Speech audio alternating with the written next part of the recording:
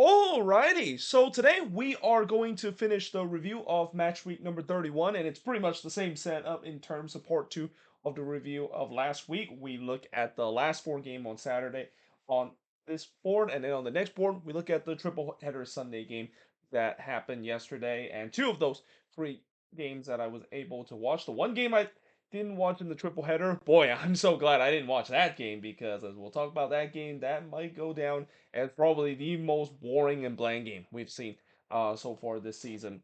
But with that being said, let us begin by talking about the first game. And unfortunately, we have to talk about this game. And once again, I know I don't want to hammer it again because I feel like this has been the same old talk for the past couple of years. Refereeing. Refereeing has just been one of the biggest problem in this league, and especially the usage of VAR has definitely been a problem in this league. Now, to be fair, I will say that at times it has gone pretty good, but there's also times where this happens, where a blown call happened in this game, a call that was so egregious that I think this is probably the worst call I've seen this season. And once again, unfortunately, I have to beat the dead horse again, talking about now there has to be accountability that has to be shown. There has to be even punishment. I would say that some of these referees needs to be because you cannot have this kind of situation happen so many times, and especially something so egregious like what we saw in this game between Vancouver and St. Louis that could really alter how the playoffs look. I mean, I know obviously Vancouver fans, they'll be happy in terms of this victory, but I'm pretty sure pretty much everybody can agree that after watching this game, St. Louis got absolutely robbed by the referee in this one. And you know that of course is the case when even the opposing head coach, even Jasper Sorensen mentioned in the post-game press conference that penalty that was given late in the game was not a penalty whatsoever. And to be fair, that wasn't even the only bad penalty that was given. You could even argue the first one that Vancouver was given was a little bit suspect. But in the first half, the first shot of the game did see Mueller heads it wide from the corner before Ocampo missed wide from close range. I thought it was a strong start for Vancouver as they were pressed early for the opener. Harto would then puts one right to Takoka in the 11th minute, but then in the 14th minute, St. Louis takes the lead as Edouard Leuven, he scored from Wallen to make it 1-0 in favor of St. Louis. Yeah, it was not great defending whatsoever in the Whitecaps perspective. I mean, they left Leuven wide open in the box. Like, I know Leuven is not known for his goal scoring, he's more known for his creative ability, but you can't let him that unmarked and expect him not to put it away. But nevertheless, St. Louis got a 1-0 lead, and this is, I think, something that is got to be a little bit concerned if you're Vancouver. As good as this team is going forward, and I still think that this is a team that can definitely have a shout to try and finish at the top of the standings and even still compete for the support ratio and MLS Cup.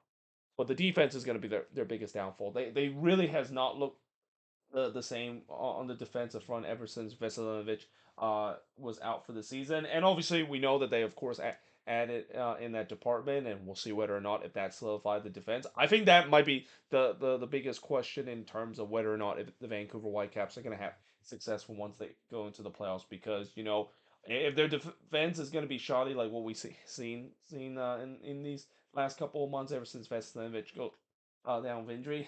I don't know. I don't know if they have enough going forward to make it all the way. But if it's locked down, like what we saw in the beginning of the season, or at least close to being so, they do have a chance in terms of making not only a deep run, but also maybe even lifting the MLS Cup and even lifting the Supporter Shield by the end of the season. In the 16th minute, Takoka would deny sub in from close range before Hartel would miss wide from close range. Takoka, I would also say that he's kind of one of the reasons why this defense isn't as bad as it is. I mean, with the amount of goals that Vancouver has conceded ever since the Vesinovic injury, Takoka is kind of the reason of him making so many big saves and just single-handedly bailing out his bad defense over and over again. That's why Vancouver are still winning a lot of games, and the fact that their attack is absolutely lethal, as we all know. But the momentum was definitely with St. Louis up to this point. They were looking to try to get another. Sabi would then miss wide from close, but then he hits one right to Berkey in the 38th minute. Muller would then puts another one wide from the corner as Vancouver was back in control of this game, looking to try to get the equalizer, and they do. But again, when it comes to the penalty kick call by Vancouver, I think this one will kind of be overshadowed in terms of the egregious one we saw late in this one because, yeah, I think this was soft. I mean, yes, Durkin, it definitely looked like there was contact when he brought down Blackman in the box, but to me, I've seen that before this season where it's not being called. So, yeah, nevertheless, it was called. Brian White, of course, steps up to take the penalty, and he buries it. So that ties the game up at one apiece. Padelford did look to respond, but he puts it over. But we do head to halftime with the score tied up at one apiece. In the second half, Sabi would hit one right to Berkey before Laporta heads it wide from the corner. Vancouver definitely we're at it again on the front foot, pressing for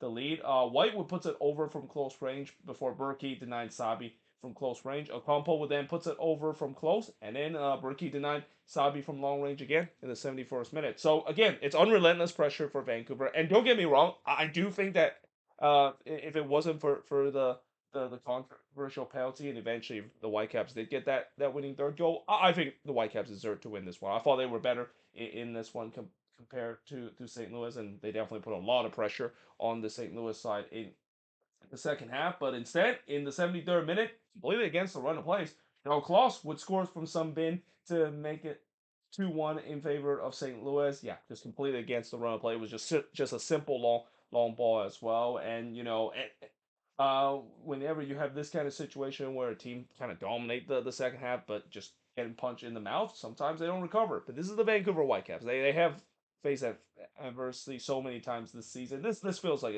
it's basically just a slap of the wrist because they immediately got back up and tied the game up 6 minutes later as Danny Rios would score from Berhalter to tie the game up at two apiece. And I even wrote, it feels like it's Groundhog Day once again for St. Louis. They've seen this story before many times this season. A team that have conceded so many goals late in the game and not being able to close out games. So I don't think that surprised anyone that St. Louis fans feel like, yeah, that 2-1 lead that John Klaus scored, that's not going to hold up. Pompeo did look to answer, but he was denied by Taco Club before Ahmed missed wide from close range in the 86th minute. And then this is the call.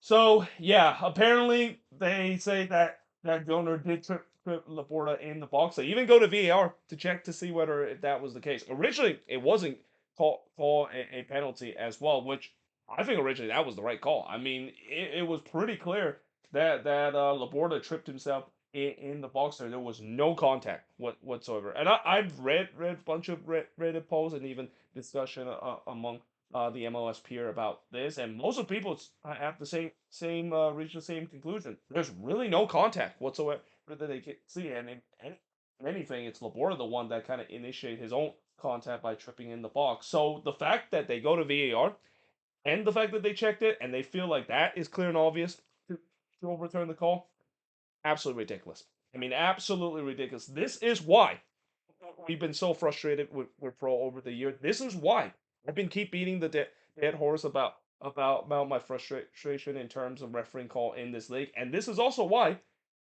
how many times for probably the 100 times that ever since I started covering MLS, and probably more than that, accountability has to be held because it's getting to a point where this league will not be taken seriously if this happens um a lot of the times. And it's not just this incident. I mean, as egregious as this is not the first time we've seen this happen. Even this season as well. There's just been so many bad calls this season that has really alternate the change of play. And I feel like the only way that pro will admit that that's something is seriously wrong and that they need to hold accountability is that if we see it in a high stake playoff game or even in MLS Cup when there's a blown call like this happen in the game, that maybe there's going to be some accountability. And it sucks that it, of course, is the case because it shouldn't be getting to that stage. It shouldn't get to the point where we would have a high stake game like this where a blown call like this can definitely change the outcome of not just the high state playoff game itself, but just the season as well. Imagine you're a team that is in a 2-2 draw in a high state playoff game. You're about to head to extra time, and then you lose because of a blown call like this, and your season is done because of that. I mean, this is what I think is going to happen in the near future, and it's something that is going to happen mainly because pro just once again not admitting completely that there's a lot of incompetency that is going on with their referee rank, and there's not enough accountability. I mean, they can say on Monday or even tomorrow that we screw up and therefore we're sorry about that. That's not good enough. I think there's got to be a point, like I've said many times, these referees, some of them, they need to suffer the same outcome of what we see with players that of course get red card before. They need to be suspended without pay, in my opinion, and maybe even need to go for a re-education procedure. Because how many times when you work at a job and you screw up like that, how many times where you see a situation where, oh, the company might just say, oh, this person kind of screwed up, but we're not gonna have some repercussion on that. We'll just say that he can get back to work.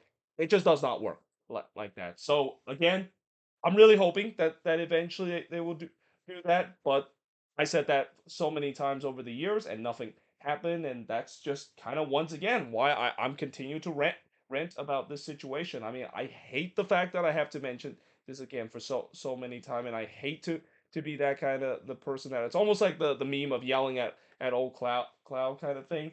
But it's just reality. It is, and I get all the frustration that's come along, and especially for St. Louis fans too. I feel so bad for them because of all the bad things that they have gone through this season, and most of them is kind of self inflicted. They didn't deserve this. So Thomas Muller, of course, steps up to take the penalty. Brian White actually went out with an injury. That's a little bit concerned if you're a Vancouver Whitecaps fan. But Muller, of course, steps up to take the penalty. He buries it, and of course, the MLS website and also their social media will say that, wow, look at how great this moment is, and until you realize, yeah, and it sucks the fact, and it also kind of sucks for Thomas Muller as well because with a big name like that and him getting his first career MLS goal, usually that should be talked about, just like what we saw with Sung Hyun Min scoring that free kick. But unfortunately, it's just not going to be talked about because again, the call that we saw is completely overshadowed, and it's going to just be once again a big talking point of the problem that this league has and why you see some of the casuals seeing this and they'll say that this league is not serious because you cannot have these kind of situations not just happen in this game but over the this year and also over the last couple years just because the referee rank I would say is among one of the worst in my opinion in the world of football.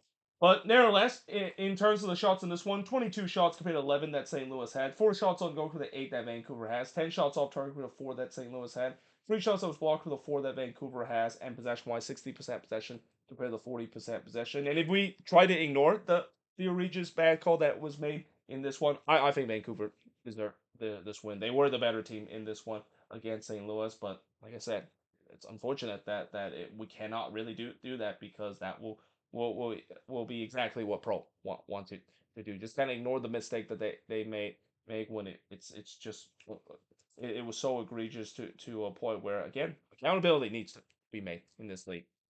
Anyway, moving on in the next game after spending a lot of time ranting about this, and you knew it was coming. You knew I had to do a rant about this. But now talk about my team, Minnesota, who I also did a little rant about them against the Sounders. And I will admit that last week I may be gone a little bit too harsh on the team, and maybe I kind of overreact a little bit. But I'm not gonna do it in this one, especially after them getting the win as well. I mean, why would I rant about my team after a win like that? And especially, this feels like it was a very Minnesota win for them. A team that gave up a lot of possession in this game, gave up a lot of chances for the opposition, kind of play that bend but don't break low block defense.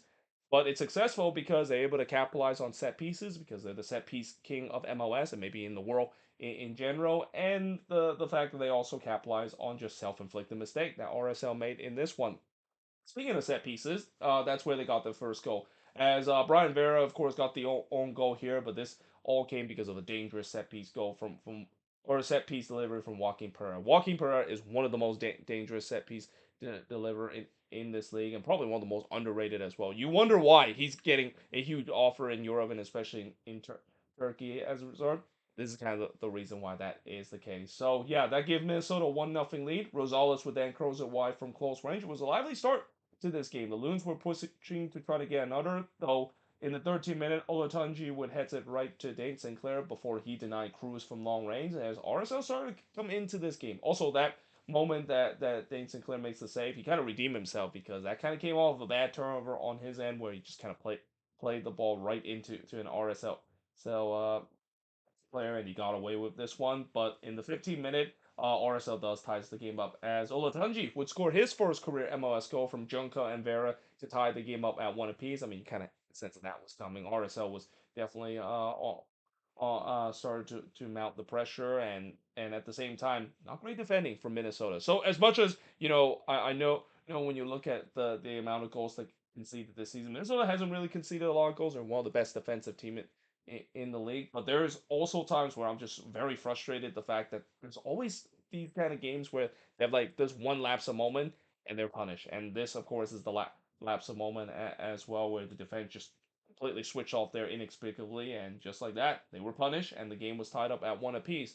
Olatunji then looked for another, but he hits it, or he was denied by Dane Sinclair before Dane Sinclair denied Vera on the free kick as he was tipped onto the post. The momentum was definitely with RSL, and this is where I'm like, oh boy, it feels like is Minnesota trying to go rogue heave mode, trying to just kind of bunker and just can't not really get out of their own half. Well, the good news is that didn't happen because in the 36th minute they took the lead back as Robin Lod would score from Romero to make it 2-1 in favor of Minnesota. Definitely did not expected Romero to get an assist. I mean, that was definitely not on my bingo card when I watched this game, and really was completely against the run of play. But again, RSL, they have no one to blame but themselves for this goal because didn't clear their lines there. When you don't clear your lines, more times than not, you're going to get punished, and they were punished because of it.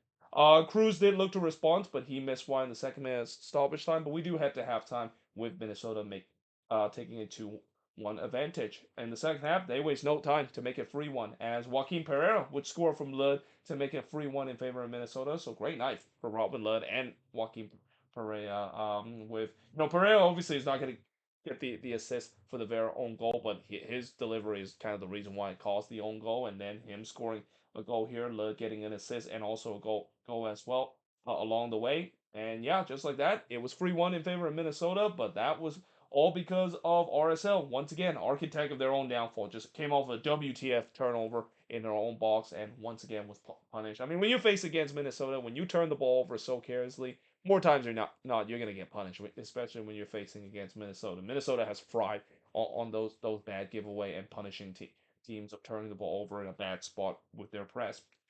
Cruz did look to answer, but he heads it wide.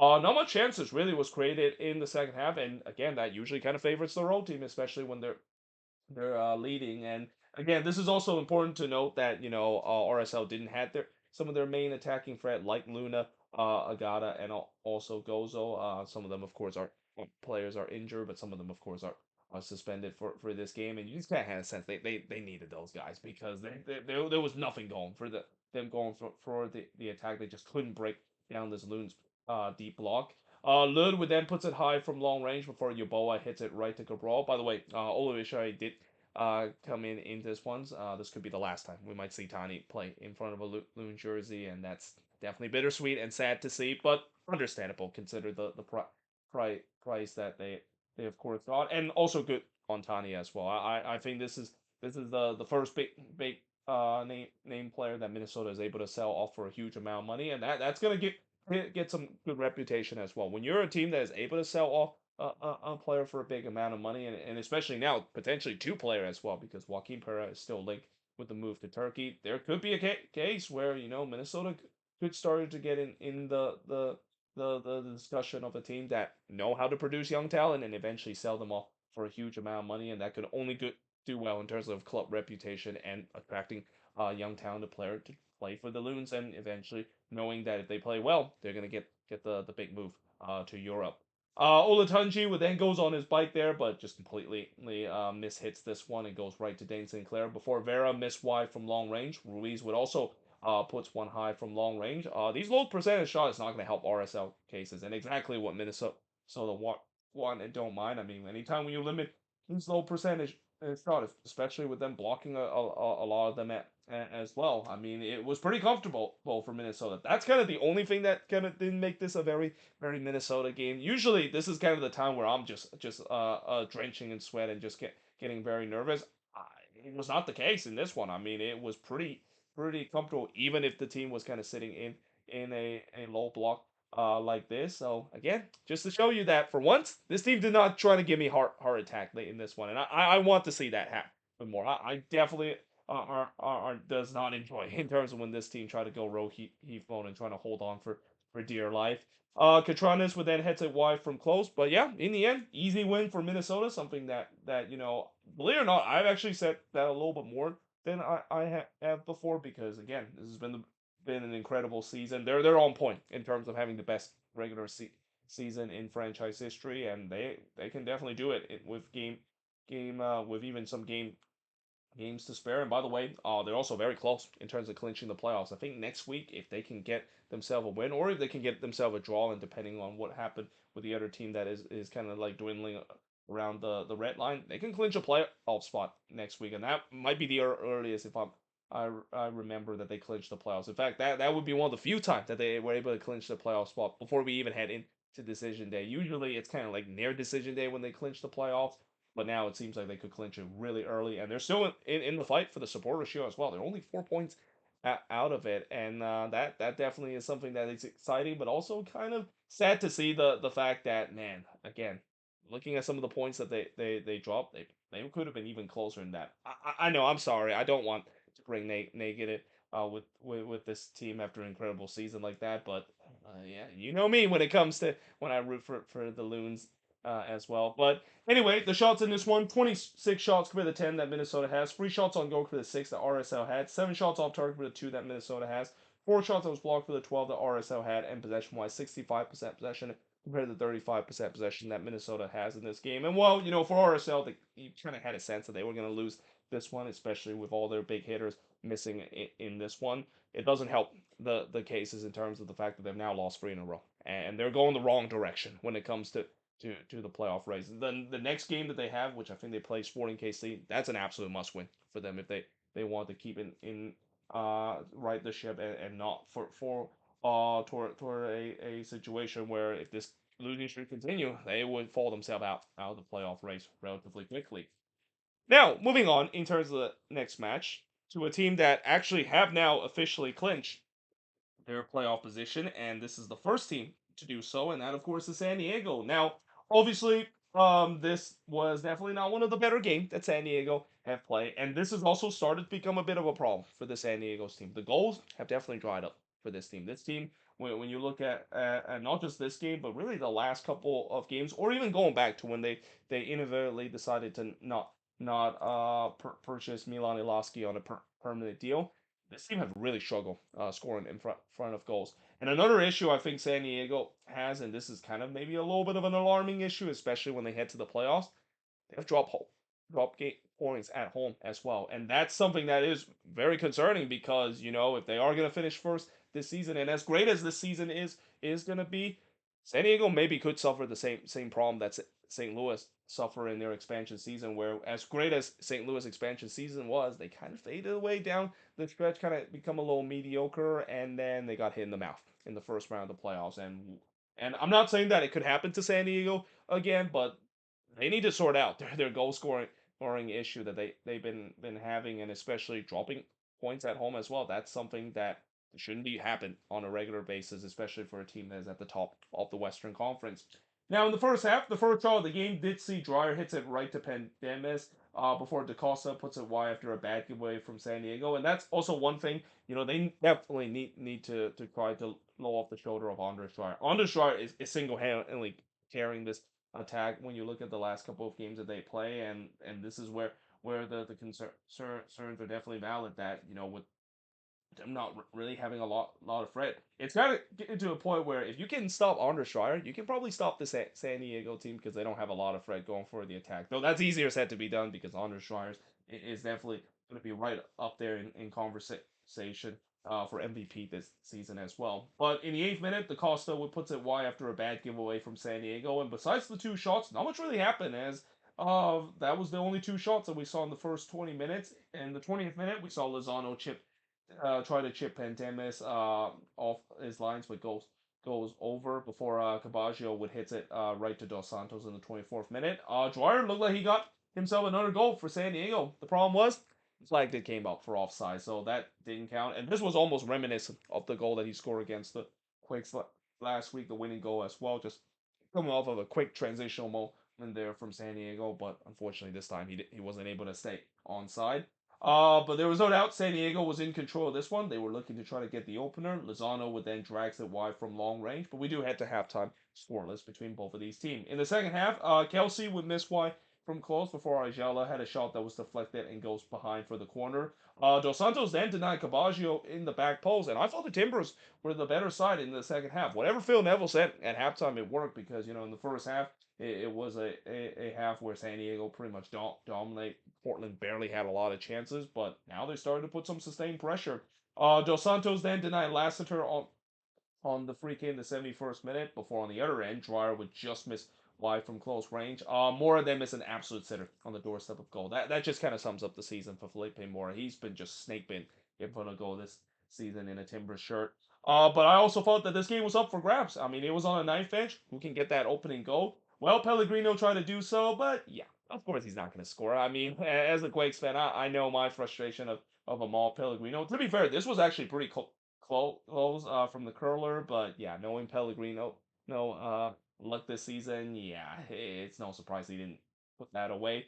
But in the 90th minute, it looked like a penalty was given to San Diego as they thought that there was a handball on Zuperich, and in this play, unlike this certain game that we saw, the call was right. The penalty was revoked by VAR because Zubrich did not handball this one in the box. San Diego was definitely pushing late to try to get the winner. Portland seems like they were playing for a scoreless draw. They were kind of bunkering late in this one. The good news is they were able to hold on to get a point in this one, as it ends in a 0-0 draw in this one. Shots in this one. 12 shots for the 9 that the Timbers had, 2 shots on goal for the 1 that San Diego had, 6 shots off target for the 4 that the Timbers had, 3 shots off block for the 4 that San Diego has, and possession-wise, 62% possession compared to 38% possession the Timbers has in this game. And again, for San Diego, there's got to be some concern. The fact that they're dropping points on a regular basis, at least in these last couple of home games, and especially with them having home field advantage maybe throughout this entire playoffs, if they do finish first in the Western Conference, yeah, there's got to be some concern because of it. Anyway, moving on, in the next game is the Galaxy and the Colorado Rapids. And yeah, I feel like this is kind of a microcosm of the season for the Colorado Rapids. Just as you thought that they found some consistent in the last two games and getting some consecutive wins, then they come to this game at Dignity Health Sports Park against a backup Galaxy team. Maybe you could call them the Lost Dolls of the Ventura County Galaxy in this one, though. I don't want to disrespect Ventura County future. They look decent so far in the MLS Next Pro. I think I haven't really keep track of the MLS Next Pro. I probably should be doing more of that. But yeah, this was a game where they play a lot of their backup player, and what do you know?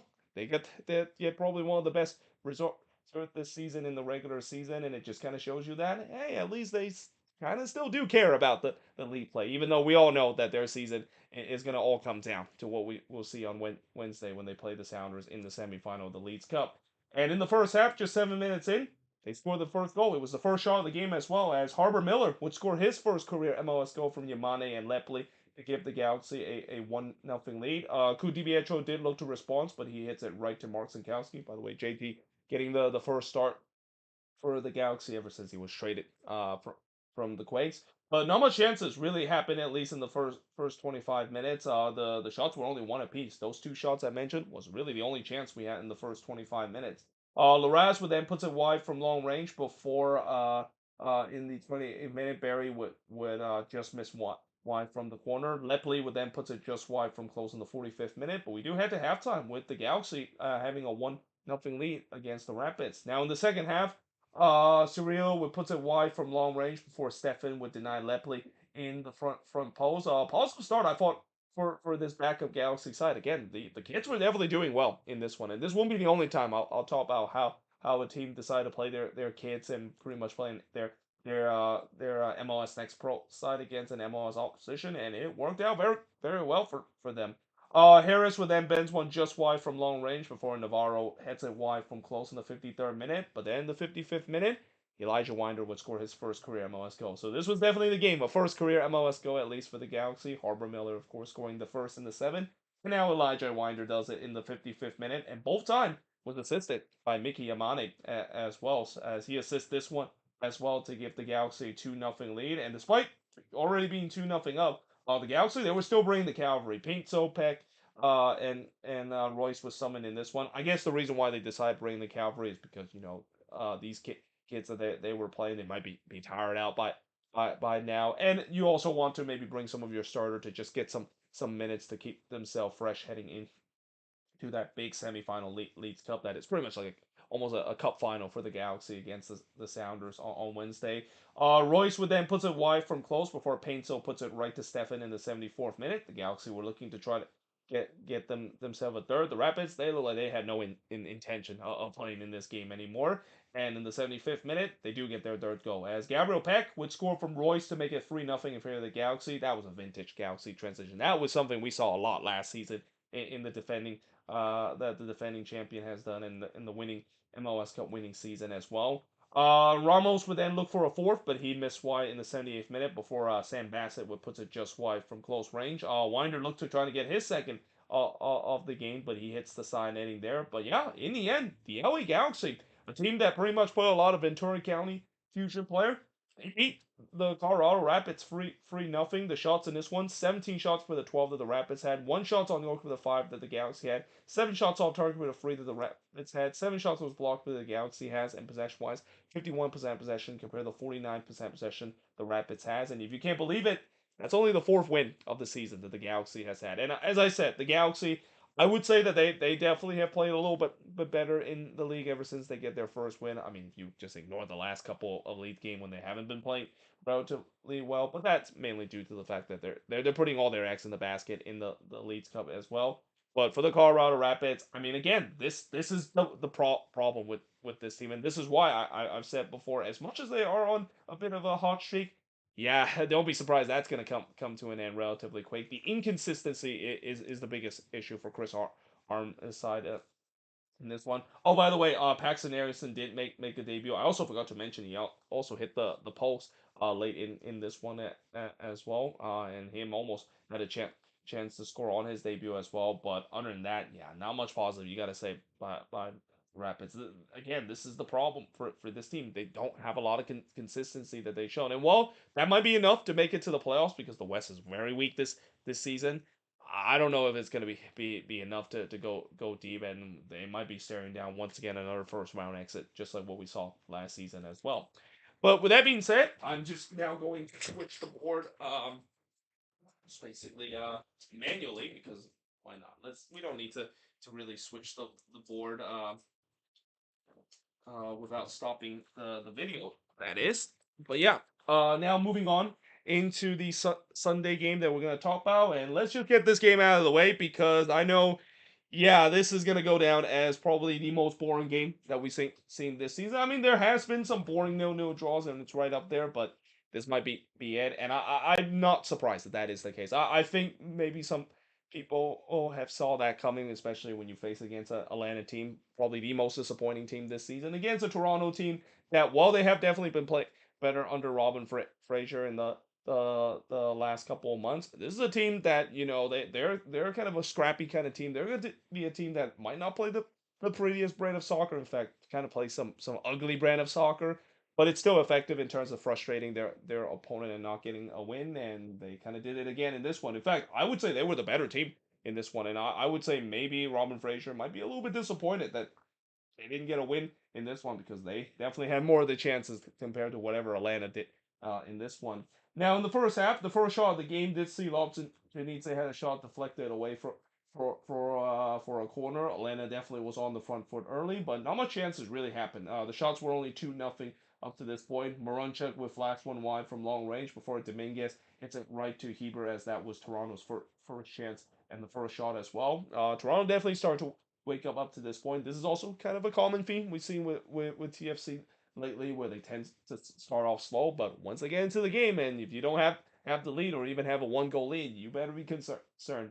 Courageous would then had a shot that was deflected and denied by Hebert before Long would head it wide on the ensuing corner in the 44th minute. But we do head to halftime scoreless between both of these teams. In the second half, Corbinu would hit one right to Hebert before Almiron hits it right to Johnson in the 57th minute. Both of these teams was exchanging chances, but again, not much really trouble either goalkeeper. In fact, the last chance of this game was Coyojo hits it wide from close range because that was pretty much it. There was really nothing happening for a long spout of this game, and again, this is why a lot of people are saying that this might be the most boring game this week because well, actually not just the most boring game this week, but maybe the most boring game this season in general because yeah, I mean I think it says a lot in terms of the fact that when you look at the shots total, there was not a lot. I mean, there was actually I was kind of surprised that one of these teams was actually will reach double-digit shots, but Toronto did with 11 shots for the six that Atlanta has, one shots on goal for the two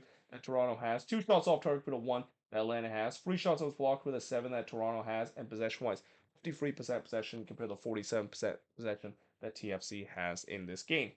Now, moving on in terms of the next game, Charlotte versus the New York Red Bulls. So, despite the fact that this game also was a game that didn't feature a lot of goals, there was only one goal that was scored in this game. In fact, all the goals were scored in this one in terms of the triple header that we saw on Sunday. But this was a game where, believe it or not, the New York Red Bulls were the better team in this game. But this is one of the beauty of soccer, and we've seen this before, where just because you're the better team, you're not being clinical in front of goal, you end up on the losing side. Charlotte was more clinical in this one. And I just kind of had a sense for the Red Bulls, despite this being one of their better role performances that they put this season. The fact that they are the worst team on the road this season, only having one win so far on the road. And they also mentioned that they only scored 8 goals this season on the road, which is incredibly horrendous. And you just kind of makes that factor in, and I think that kind of is the reason why it showed that even when they are playing well, and even when they are getting chances and outplay their opponent on the road, they still end up with nothing out of this game. Now, in the first half, it looked like there was a penalty that was given to Charlotte. It looked like Bronico was brought down by Edwards, but VAR says no. And again, another example for the fact that, yeah, at least for once, VAR, of course, work. I know I keep laminating in terms of that game, but that's what happened when that is kind of the biggest talking point, at least in the refereeing perspective, this whole week as well. But yeah, this was definitely the right call. I mean, Edwards, yes, he did make contact to Bronco, but that's just kind of one of those one where you see the attacker trying to initiate the contact and go down. We've seen that before. It's a clever tactics, but in the age of VAR, it's just never going to work unless, of course, you're the referee in that game between Vancouver and St. Louis. But besides that moment, not much really has happened as there was no shots in the first 23 minutes. It was a very boring game, at least. I thought we were. I'm pretty sure the viewers watching this one, they're thinking, "Oh my goodness, are we going to be sitting through another boring game like what we just saw between Atlanta and Toronto?" Good news is it would be lined up after the boring stretch. As the first shot of the game finally happened in the 26th minute, it saw Edelman hits it right to Kalina. But then on the first shot for Charlotte, it's in the back of the net as Kervin Vargas was scored from Tokamati to make it 1-0 in favor of Charlotte. And really, this just came after a bad turnover from the Red Bulls. I mean, just an inexplicably giveaway there, and Charlotte pounced on it, and they capitalized and made it 1-0 in this one. Edelman did look to respond, but he puts it high before Frostberg hits it right to Kalina in the 43rd minute. The Red Bulls, I thought, responded well, trying to now creating some chances to get the equalizer. Edwards tried to do so, but his shot was actually spilled by Kalina, but there was really no one to pick up the scrap, so he got her easily on the second attempt. Before in the first minute stoppage time, Carmona would put it just wide from long range, and Charlotte was kind of holding on a bit. The Red Bulls were putting a lot of pressure late in the first half, but fortunate for Charlotte, they do head to halftime with a 1-0 lead. In the second half, it was kind of almost mostly the same. Sofo would put it wide from close range before Vargas puts it wide, as that was only Charlotte's second shot up to that point. Ely would put it high from the corner. By the way, that also would be the second of only 4 shots that Charlotte would register in this entire game. Both team was exchanging some chances early. Tokomati would just miss one on a tapped in on the outstretched leg. The shots were 9-2 for the Red Bulls up to that point. And then in the 69th minute, Cornell absolutely robbed Tokomati on a 1v1 opportunity. With how hot that Tokomati has been, you would have banked the fact that he would have made it 2-0 in favor of Charlotte, or Cornell stands tall to make the save here. And again, Charlotte, despite the fact that they only register 3 shots up to this point, I thought when it comes to the dangerous chances, they definitely have more of them, which is again, it's crazy to say for a team that has been pretty much outshot in this one. Abada would then miss wide from long range. That also turns out to be the last shot that Charlotte would register.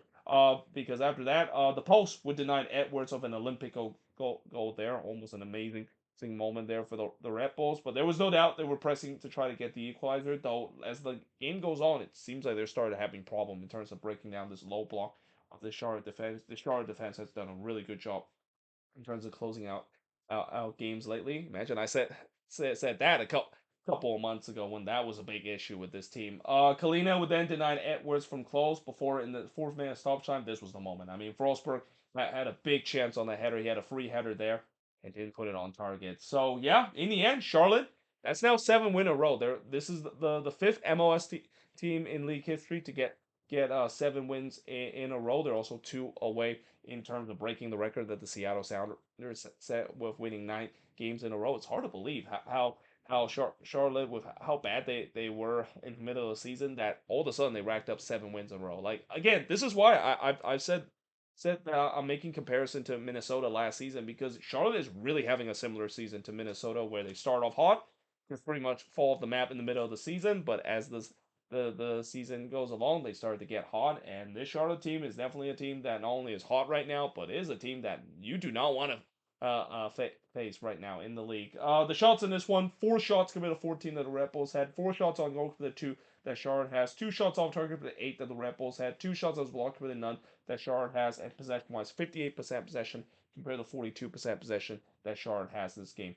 Very, very frustrating game for the New York Red Bulls. This was, I think, one of their better road games that they played this season. And again, I know they have their road struggle, and I know they struggle in terms of scoring goals, but this has got to be a game that they at least get a point out of it. And especially where they are in the standings right now, their 15 season playoff streak is in huge jeopardy right now, because where they are in the standings, I think they're still above the red line because of goal differential, since Chicago lose in a big way. They're still in ninth position, but Chicago does have that game in hand. So the Red Bulls does not control their own playoff destiny, and it feels like it might come down to the wire again, just like what we've seen before, where it does come down to the wire for the New York Red Bulls in terms of making the playoffs. And more times than not, they're able to get on the right end of that. But I don't know. I mean, they need to get points on the road. I mean, we know that they're very good at home. But you can't get points on the road, especially down the stretch like this. Yeah, we might see the Red Bulls finally had their playoff streak come to an end. And as the old saying goes, all good things has to come to an end, and all streak eventually have to come to an end. I didn't think it was going to come to an end, especially after making MLS Cup. Though that being said, it feels like maybe history is repeating itself, because remember the last time they missed out on the playoffs, the New York Red Bulls, back in 2009? Guess what happened in the previous year? They made the MLS Cup that year. So looks like maybe history is repeating itself again for the New York Red Bulls. Now, moving on into the last game on this board is the Sounders and Sporting KC. So this was the game where pretty much all the goals happened on Sunday, because yeah, defense in this game, it was kind of optional at times. Now, in the first half, Manungu with Seattle's first chance, but he hits it right to Polchgeb before Muswaski missed wide from close range. And Seattle, just like many teams that participate in the Leeds Cup on Wednesday, pretty much putting a Tacoma Defiance type of team in this one. Jovic would then puts it high from close range, but then in the 11th minute, Kalani Kosciuszko would score to make it 1-0 in favor of the Sounder in the 11th minute. Rodon did try to look for another, but he hits it right to Polchgem. It's like the kids are doing fine. I mean, this Tacoma Defiance makeshift Sounder teams definitely were looking good, and they were looking to try to get another. Though we did go for a pair where not much really happened. Jovic would then hits it right to Fry, but then the 36th minute, Mason Toy would score from Libo and Basson to make it 1-1 in this one. So yeah, Mason Toy started to show a little bit of flash that of what he can do, especially during his time with Minnesota. That's gonna be a player that maybe will be looking at heading into next season, where he may get a big role heading into next year. But nevertheless, he ties the game up at 1 apiece. That equalizer didn't last long, because in the first man of stoppage time, it's Danny Muswaski. He scored from Baker Viding and Leva to make it 2-1 in favor of the Sounders, and this was the Danny Muswaski redemption game, as well as the Moods. After what happened on Wednesday, that inexplicably red card that he got, yeah, he definitely was trying to pay his problem that he did in on Wednesday, and boy, did it in well. And by the way, he's not going to be playing the Leeds Cup for the rest of the season, because in addition to the game that he's suspended in the semifinal, he's also not available for the final as well. But that being said, in the second half, he would score again, this time from Leva to make it 3-1 in favor of Seattle. Yeah, definitely a redemption game for the Moose, but again, just non-existent defending from Sporting KC. Speaking of non-existent defending, on the other end, quickly it would be free too because Cody Baker would actually judge to score an own goal. I feel like they should have just give this to Daniel Sharry. I think that shot was on target. It took a deflection. I feel like they should have give credit to Sharry there, but nevertheless they did change it to an own goal, and nevertheless it was free two up to this point. Yeah, what is defending? Because yeah, there was not really much that was founded. And keep in mind, the first game between both of these teams was a 5 goal thriller, and that was a game where Seattle almost blew that 3-0 lead against Sporting KC. And I'm pretty sure if you're a Sounders fan, you're getting PTSD moment now, seeing that, oh boy, are we gonna try to blow a lead again in this one against Seattle? The good news is it didn't happen because after Rodon missed wide from close range in the 61st minute, they restored the 2 goal lead as Snyder Brunel, 2 star in this game, 2 goals. Well, actually, this is technically his first start, but 2 appearances for the Sounders, and it's resorted to 2 goals as he scored fear from Manungu to make it 4-2 in favor of the Sounders. Shari did look to respond, but he missed wide before Jovic would miss wide from close range. This game might not be done when it comes to the goal scoring because, again, defense, not really a thing we saw in this one. And indeed, the goals didn't finish because a penalty was then given to the Sounders as Bartlett inexplicably brought down Leva from the spot here. So here comes the Moose, a chance to not only get himself a hat trick, but a redemption hat trick as well. And he does exactly that. It's also his first ever hat trick in his MLS career as well. So congratulations to that. That is a way to definitely repay for your sins that you did on Wednesday as well. But yeah, that made it 5-2 up to this point. Dirizardo tried to make it 6-2, but he puts it wide from close range. We then get 6 minutes of stoppage time, which yeah, that definitely feel like it's a little excessive.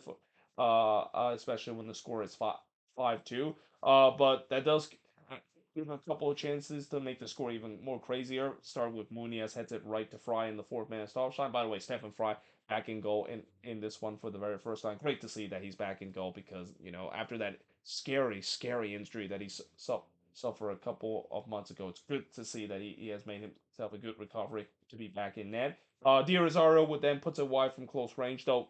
Stephen Fry, he's probably gonna not play for the Leeds Cup as well because Brian Schmetzer did say that the Leeds Cup is basically Andrew Thomas' job in that time, and definitely deserved because Thomas has played a big part in terms of the Sounders run to the semifinal and potentially maybe even a run to the final, as they should be heavily favorites in that game against the Galaxy on Wednesday. But yeah, the final score 5-2 in favor of the Sounders. The shots in this one, 22 shots for the 13 that Sporting KC had, 5 shots on goal for the 7 that the Sounders had, 7 shots off target for the 4 that Sporting KC had, 3 shots on block for the 8 that the Sounders had, and possession points 52% possession compared to the 48% possession that Sporting KC has in this game. And if Sporting KC wasn't done well before heading into this one, they're now officially done. I mean, this losing run that they've been lately has been kind of sad to see, but yeah, I mean, you just kind of had a sense. I think that new head coach boost, or in this case, the new interim head coach boost, has ran out of juice, and now heading into the off season, this is gonna be a very interesting off season for Sporting KC. There's no doubt that this team is in a transitional period, and there's no doubt that we'll see who exactly is going to be the first head coach that is not named Peter Vermees there, because again, this is where Sporting KC's got it carefully because when you have a team that has a long time head coach finally left the post, you don't want to get into that habit where you might end up similar to what we see with DC United, where they had a long term head coach Ben Olsen, and after that it would just constant instability with the team, with so many head coach changes to turn into a revolving door in the head coaching row, and it actually has gone the team even worse now when you look at the situation DC's been dealing with. Speaking of DC United, remember in yesterday's video I said that they're actually not eliminated. I take that back. They actually are eliminated. I did check the standings again, so that was my bad in terms of that part. I'm pretty sure if the comment section is gonna say, you're wrong when you say DC is not eliminated. They're actually officially eliminated. So yeah, indeed, we are gonna begin to do a moving forward series. I might do the moving forward series of DC pretty soon. This week, and unfortunately, it's gonna be a bit of a grim one because yeah, that team, not only it's been a horrible season for them, but also the future does not look bright for that team either. But there you have it. That is pretty much it when it comes to the review of these 7 games. Again, a relatively longer review than usual, but that's what happened when I have to do a little rant after the Vancouver St. Louis game about the refereeing in this league. But either way, hope you guys enjoyed this video. If you do, make sure you guys like, smash the subscribe button, and yeah, I of course will see you guys next time.